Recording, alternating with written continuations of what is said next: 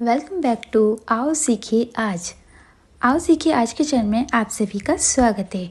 ये हमारा phone number है। अगर आप हमारी कोचिंग ज्वाइन करना चाहते हो तो इस नंबर पे कॉल कर सकते हैं। चलिए क्लास शुरू करते हैं। पहले आप मेरी वीडियो को सब्सक्राइब कर लीजिए, उसके बाद एक घंटी बनी हुई आएगी, उस पर क्लिक कर लीजिए ताकि आप मेरी और वीडियो देख सकें।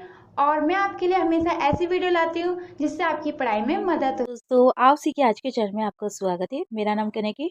चलिए इस क्लास को स्टार्ट करते हैं। यहाँ पर मैं कुछ भी फालतू की बातें नहीं करूंगी और ना ही आपका टाइम खराब करूंगी। डायरेक्ट पॉइंट पे आते हैं। अभी हमने पार्ट 1 अपलोड किया था जिसमें मैंने आपको 1 से लेके 3 तक रूल्स बताए थे जो बहुत ही इंपॉर्टेंट थे, जिससे पता चलता है कि आप किसी भी लेटर को डबल कैसे लिखते हैं। और यहाँ पर हम खासकर बड़ी वर्ड मीनिंग की बात करें, कोई छोटी वर्ड मीनिंग की नहीं बात कर रहे हैं। ठीक है। जैसे आपको ये वर्ड मीनिंग लिखनी है तो इस पे भाई यहाँ पर आपने सोचा होगा कि यहाँ पर ई कहाँ गया, मतलब यहाँ पर तो ई है और यहाँ पर आईएनजी लगाने के बाद ई नहीं लगाया जा रहा, तो ऐसा क्यों लिखा जाता है? इसका क्या रीज़न है? क्या इसका कोई रीज़न है या फिर ये ऐसे ही लिखा जाता है? तो हर किसी का कोई ना कोई रीज़न होता है, ये तो आप भी जानते हैं। तो चलिए स्टार्ट करते हैं और जानते हैं। जैसे कि आपने देखा होप, अगर कभी भी आप किसी भी वर्ड मीनिंग के लास्ट में मान लीजिए ई हो, अगर किसी भी वर्ड मीनिंग के लास्ट में ई हो और आप उसमें आईएनजी जोड़ रहे हो, क्या जोड़ रहे हो? आईएनजी। तो हमेशा याद रखिएगा ई हट जाएगा और सिर्फ आईएनजी लिखा जाएगा। मान लीजिए होप में आपने लिखा होपिंग, तो होपिंग के लिए आपने सिर्फ होप लिखना, ई को हटा देना, उसकी जगह आईएनजी जोड़ देना है। तो ये समझ में आया कि अगर किसी भी वर्ड मीनिंग में आपको ई हट के आईएनजी जोड़ लगाना है, मतलब लास्ट में ई और आपको आईएनजी जोड़ना है, तो ई को आपको हटा के आईएनजी लिखना होगा। ये आपको ध्यान रखना है। इसी से आपको जो वर्ड मीनिंग है वो गलत नहीं होगा। और बच्चे ये चीज़ें नहीं सीखते हैं, इसलिए उनकी गलतियाँ ज़्यादातर होती है। जैसे मूव में लास्ट में ई है, अब हमें मूविंग लिखना है यानी कि आईएनजी लगाना है, तो हम ई को हटा के फिर आईएनजी लगाएंगे। हम ऐसा नहीं करेंगे इसी के आगे आईएनजी लगा देंगे तो वो सही हो जाएगा, वो गलत है। आपको ई को हटाना ही पड़ेगा। ठीक है, तो ये समझ में आया। इसी तरीके से लाइव है, लाइव का हमने ई हटा के लिविंग हो गया। ठीक है। तो चेंजिंग वर्ड्स आपको ऐसे बनाने हैं और किसी भी वर्ड मीनिंग को डबल कैसे करना है वो भी मैं यहाँ पर बताने वाली हूँ। तो ये तो था आपका कि भाई अगर कहीं पर भी लास्ट में ई है और उसमें आईएनजी जोड़ेंगे तो ई को हटा देंगे। अब रूल नंबर 5 कुछ और कह रहा है। वो कह रहा है कि ई को मत हटाओ। अब क्यों ना हटाएं वो हम इसके आगे जानते हैं। बताया कि कभी भी अगर आईएनजी जोड़ेंगे तो ई को हटा देंगे, लेकिन यहाँ पर आपको ई को नहीं हटाना है। अब आप कहेंगे कि हमें कैसे पता चलेगा कहाँ ई को हटाना है, कहाँ पर ई को नहीं हटाना है? देखिए, अगर जहाँ पर भी सिर्फ आईएनजी जोड़ना है तो वहाँ तो आप भाई ई को हटा देंगे। क्या करेंगे? ई को हटा देंगे। लेकिन यहाँ पर हम देख रहे हैं आईएनजी नहीं जोड़ रहे हैं, यहाँ क्या जोड़ रहे हैं? हम फुल जोड़ रहे हैं। अगर किसी भी वर्ड मीनिंग में फुल जोड़ना हो या मेंट जोड़ना हो या फिर आपको कोई और वर्ड मीनिंग जोड़नी हो, मतलब जिसके शुरू में, मैं आपको एक ट्रिक बताती हूँ। आप कहेंगे कि ऐसे तो हमें एक एक याद करना पड़ेगा, नहीं करना पड़ेगा। मैं आपको उससे भी सिंपल बता देती हूँ। अगर आपको किसी भी वर्ड मीनिंग को, मान लीजिए एक वर्ड मीनिंग है होप और उसके लास्ट में ई है, आपको दूसरी वर्ड मीनिंग जोड़नी है, लेकिन दूसरी वर्ड मीनिंग के शुरू में कॉन्सोनेंट होना चाहिए यानी कि व्यंजन होना चाहिए। अगर उसके शुरू में व्यंजन है दूसरी वर्ड मीनिंग के, तो आप ई को नहीं हटाएंगी। और अगर उसके शुरू के वर्ड मीनिंग में आई है या कोई भी वोवल्स है तो आप ई को हटा देंगे। ठीक है। जैसे आपको मैं एक चीज समझाऊं यहाँ पर। हाँ, तो जैसे आपने यहाँ पर देखा हमने फुल जोड़ा, तो फुल के शुरू में एफ है और ये एफ क्या है? एक व्यंजन है। इसी तरीके से आपने यहाँ पर मेंट जोड़ा, जैसे आप देख रही हैं इसमें क्या जोड़ा है? हमने मेंट जोड़ा है, तो मेंट के शुरू में एम है, तो ये एक व्यंजन है। इसी तरीके से यहाँ पर भी मेंट है, यहाँ पर फुल है। तो मतलब कोई भी वर्ड मीनिंग अगर आप दूसरी वर्ड मीनिंग को अगर जोड़ रहे हैं और उसके शुरू में कॉन्सोनेंट हो कोई सा भी, तो आपको ई को नहीं हटाना है। लेकिन अगर आप किसी वर्ड मीनिंग को जोड़ रहे हैं और उसके शुरू में वोवल्स है, तो आपको ई को हटा देना है। मान लीजिए आईएनजी हो सकता है, ईआर हो सकता है, ईडी हो सकता है, तो इसमें आपको ई को हटाना पड़ेगा। तो ये आपको बहुत ही इंपॉर्टेंट रूल्स है जो आपको बता के ही आपको समझ में आएंगे, लेकिन इनको लिख लीजिएगा। अगर आप हमारी कोचिंग ज्वाइन करना चाहते हैं तो जो स्टार्टिंग में हमने नंबर दिया है आप उस पर कॉल या मैसेज करके क्लास के बारे में जान सकते हैं। हम जीरो से स्पेलिंग लिखना सिखाते हैं, जीरो से पढ़ना सिखाते हैं, मैसेज लिखना सिखाते हैं, मैसेज करना भी सिखाते हैं आपको कैसे। अगर कुछ भी नहीं आता ना तो बिल्कुल ज़ीरो से सिखाते हैं। अब यहाँ पर तो वही कोचिंग की बात उसे हटा देते हैं, लेकिन अगर आप चाहते हैं यूट्यूब पे बहुत सारे नोट्स लेना और फ्री में, तो आप हमारे चैनल को सब्सक्राइब कर दीजिए। जल्द ही मैं इन सब के नोट्स भी देने वाली हूँ, लेकिन उसका मैं आपको यूट्यूब की क्लास में ही बताऊँगी। अब यहाँ पर आपने समझ लिया कैसे करना था, ये सब आप खुद लिख के मुझे कमेंट में भेजिए। इसकी ये जो वर्ड मीनिंग है ये कैसे बनी, और आप एक वर्ड मीनिंग जैसे होप में अगर हम मान लीजिए आईएनजी जोड़ेंगे तो क्या बनेगा, ये मुझे कमेंट में लिख के दिखाइए। तो ये हो गया। अब हम इसके आगे बढ़ते हैं। देखिए ज़्यादा कुछ भी रूल्स नहीं है, टोटल सिर्फ 9 रूल्स है, जिसमें से छठा मैं आपको बता रही हूँ। तो ये सिर्फ 9 रूल सीख लीजिए, आपकी इंग्लिश बहुत अच्छी हो जाएगी, मैं गारंटी से कह रही हूँ, क्योंकि लिखने में हम बहुत ज़्यादा गलती करते हैं, खासकर ऐसी बड़ी बड़ी वर्ड मीनिंग में। अगर आप भी करते हैं तो ये सिर्फ 9 रूल्स अगर आपको आ गए तो मैं गारंटी से कहती हूँ आप स्पेलिंग मिस्टेक बहुत कम करेंगे। और इसके लिए पार्ट 1 भी देख लीजिएगा, क्योंकि कुछ रूल्स मैंने पार्ट 1 में भी सिखाए थे। तो चलिए स्टार्ट करते हैं। अभी तक हमने बात करा ई को कब हटाते हैं, कब लगाते हैं। अब हम बात कर लेते हैं, यदि जिन शब्दों के अंत में सी ई हो या जी ई आता हो, उसमें ए ओ यू शुरू में होने पर सफिक्स लगाने पर कुछ मुख्य शब्द साइलेंट। अब ये नहीं समझ में आ रहा होगा भाई, मुझे भी नहीं आता, इतनी शुद्ध हिंदी मैं नहीं जानती और ना ही मुझे ऐसे समझ में आता, तो मैं आपको भी समझ सकती हूँ, आप भी नहीं समझ पा रहे होंगे। चलिए हम नॉर्मल तरीके से समझते हैं, जो मेरा तरीका है। मान लीजिए किसी भी वर्ड मीनिंग के लास्ट में सी ई हो या फिर जी ई हो, मतलब इनमें से कोई सा एक हो, जैसे यहाँ पर सी ई है, यहाँ पर जी ई है, और अगर आप उसमें कोई दूसरी वर्ड मीनिंग जोड़ रहे हैं, जैसे आप कहेंगे कि हम जोड़ेंगे क्यों, हमें क्या करना है जोड़ के, तो ये जोड़ना पड़ता है। अगर आप किसी वर्ड मीनिंग में आई एन जी जोड़ रहे हैं, मान लीजिए आपको वर्ब में रहा रही बोलना है, तो आपको क्या करना होता है, वर्ब में आई एन जी लगानी पड़ती है, तो वहां पर आपको जोड़ना पड़ेगा। कुछ वर्ड मीनिंग में एबल लगाना पड़ता है, कुछ वर्ड मीनिंग में ईडी लगाना पड़ता है, कुछ वर्ड मीनिंग में ईआर लगाना पड़ता है। तो ये सब आपको पता चलेगा भाई कब लगाना है। तो ये धीरे धीरे मैं आपको सिखाऊंगी कि कैसे पता चलता है, लेकिन ये सीख लीजिए। अब जैसे आपने लिखा नोटिस, अब नोटिस में आपने लिखना है नोटिस एवल, यानी कि नोट एवल का मतलब होता है योग्य, किसी भी काम के आप योग्य हो ना, एवल होता है। तो आप किसी भी काम को बोल रहे हैं कि ये काम करने योग्य है, तो आपको पीछे एवल लगा देना है। तो अगर आप इसमें एवल जोड़ रहे हैं, तो अगर किसी भी वर्ड मीनिंग के शुरू में वोवल्स है, और वोवल्स क्या होने चाहिए, ए ओ यू, अगर किसी भी वर्ड मीनिंग के शुरू में ए ओ यू है, इन तीनों में से कोई वोवल्स है, और आप किसी दूसरी वर्ड मीनिंग में उसे जोड़ रहे हैं, तो आपका जो लास्ट वाला ई है यहाँ पर नहीं हटेगा।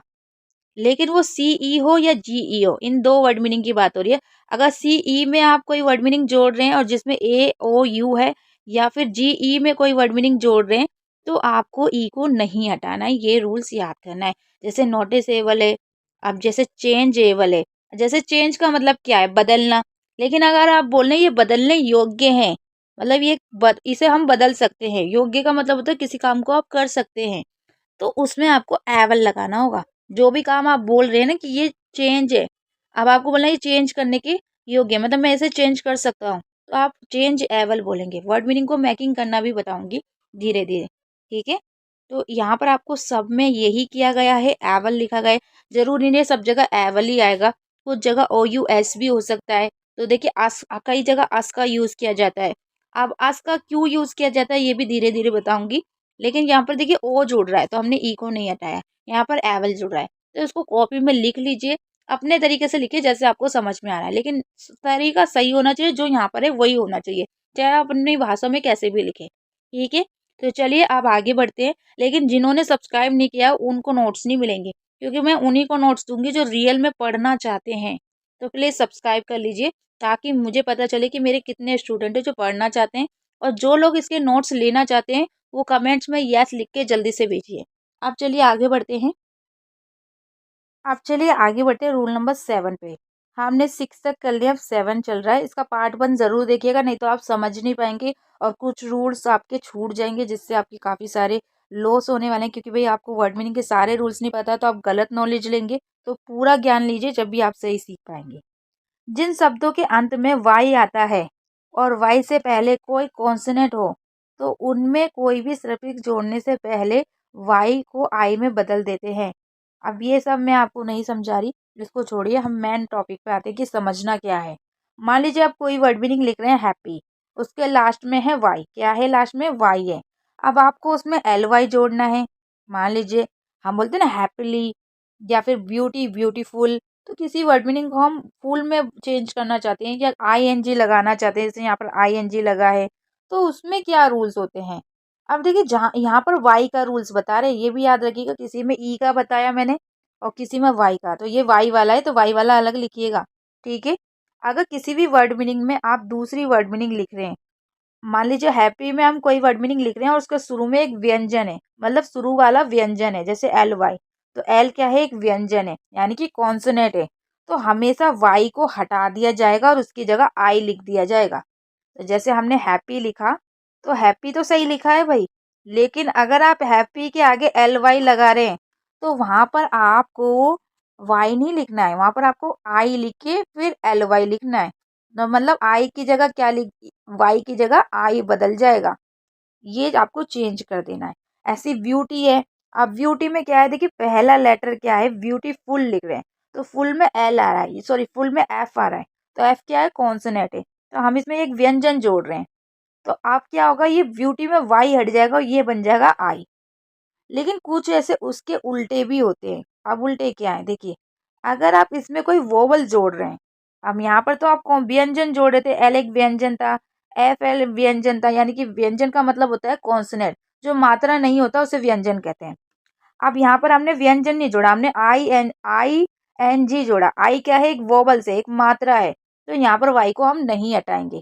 जहां पर अगर हम किसी व्यंजन से जोड़ रहे हैं तो हम वाई को हटाएंगे, और अगर हम किसी मात्रा से जोड़ रहे हैं तो वाई को नहीं हटाएंगे, ठीक है। अब बाकी हम एक्सपर्ट की बात को अभी नहीं मान रहे हैं, हम रियल जो है वो जानेंगे, क्योंकि जो ज्यादा है उस पर ध्यान दीजिए, एक दो को छोड़ दीजिए। अब आगे बढ़ते हैं।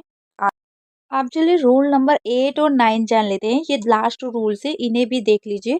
और देखिए आप सोच रहे हैं कि जल्दी जल्दी हटाओ, देखिए पूरी तरीके से सुनेंगे जब भी आपको रूल्स पता चलेंगे। आप चलिए आगे समझते हैं। देखिए अगर कोई भी वर्ड मीनिंग है, जैसे आपने लिखा, यहाँ पर मैं पढ़ के भी सुना देती हूँ, जिन शब्दों के अंत में डबल एल आता है उनमें यदि सल्फिक्स फुल जोड़ना हो तो मुख्य शब्द को सल्फिक्स दोनों में है एक एक हटा दिया जाएगा। ये आपको नहीं समझ में आएगा, चलिए मैं नॉर्मल तरीके से बताती हूँ। मान लीजिए आप कोई वर्ड मीनिंग है जिसके लास्ट में डबल एल है, क्या है, डबल एल है। अब आपको उसमें दूसरी वर्ड मीनिंग जोड़नी है, जैसे मान लीजिए मैंने फुल जोड़ा, अब आपको दूसरी फूल के ही बारे में बात कर रही हूँ मैं। तो अगर आप फुल जोड़ रहे हैं तो इसके क्या है, शुरू में एक व्यंजन है, और जब भी हम डबल एल हो और उसके साथ व्यंजन को जोड़ रहे हो तो एक एल को हटा देना है, बस इतनी सी बात है कि एक एल आपका हट जाएगा, सिर्फ एक एल ही लिखा जाएगा। कहने का मतलब इसका मैं एक रियल मीनिंग बताती हूँ। जब भी कोई वर्ड मीनिंग होती है ना, अगर वो सिर्फ हमेशा डबल एल लास्ट में आता है, ये आपको याद रखना है। लेकिन डबल एल लास्ट में कभी कभी नहीं भी आता है, उसकी जगह हमने देखा होगा कि सिंगल एल भी आता है। वो क्यों आता है, क्योंकि एक एल हट जाता है। अब क्यों हटता है, क्योंकि उसमें अगर व्यंजन जोड़ेंगे तो एक एल हट जाएगा। आप इसको ध्यान से समझिएगा और खुद से समझ के लिखिएगा। ये रूल समझ में आएगा कि जब भी कभी लास्ट में डबल एल हो और उसमें हम व्यंजन जोड़ेंगे तो एक एल हट जाएगा, सिंपल तरीका ये है।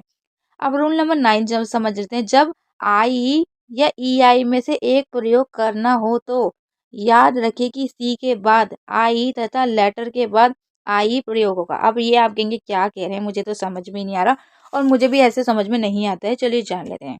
अगर मान लीजिए कोई भी वर्ड मीनिंग है और उसके लास्ट में हमारा, इन्होंने क्या बोला कि अगर मान लीजिए कोई भी वर्ड मीनिंग है उसके बाद ई आई हो, क्या हो, ई आई की बात करें, किसकी बात करें, ई आई की, तो यहाँ पर हम सिर्फ ई आई की बात करेंगे, बाकी किसी की नहीं।